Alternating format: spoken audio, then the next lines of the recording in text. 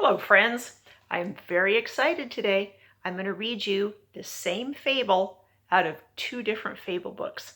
Sometimes it's interesting to see how different people write things differently. The same story told by two different people.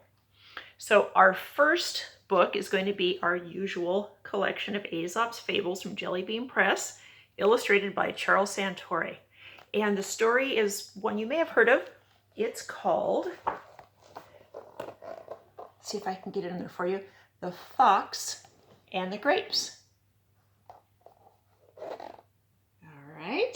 A hungry fox saw some fine bunches of grapes hanging from a vine that was trained along a high tree, and did his best to reach them by jumping as high as he could into the air. But it was all in vain, for they were just out of reach, so he gave up trying and walked away with an air of dignity and unconcern, remarking, "I thought those grapes were ripe, but I see now they are quite sour." The moral of that is some people find comfort in pretending that what they can't have isn't worth having.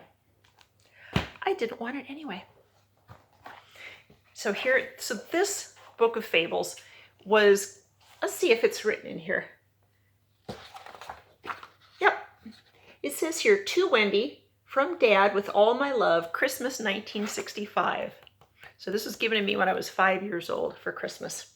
It's a collection of Aesop's Fables, and it is selected and adapted by Louis Untermeyer, illustrated by Alice and Martin Provenson. So let's read the same. Here is the same story, only it's told a little bit differently. In the first panel, let's see, he's looking at him and then he jumps for him, and then at the end he says, "Who wants grapes? They make me sick." So here's the story written in this book. The fox had gone without breakfast as well as without dinner, so when he found himself in a vineyard, his mouth began to water. There was one particularly juicy-looking bunch of grapes hanging on a trellis. The fox leaped to pull it down, but it was just beyond his reach. He went back a few steps, took a running start, and jumped again. Again he missed. Once more he tried, and once more he failed to get the tempting prize. Finally, weary and worn out, he left the vineyard. "I really wasn't very hungry," he said to console himself. "Besides, I'm sure those grapes are sour." So which telling did you like better? And which pictures did you like better?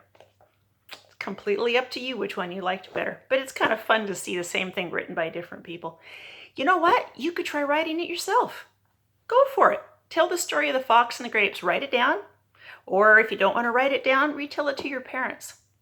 That would be a fun exercise. All right, until next time, goodbye and take care.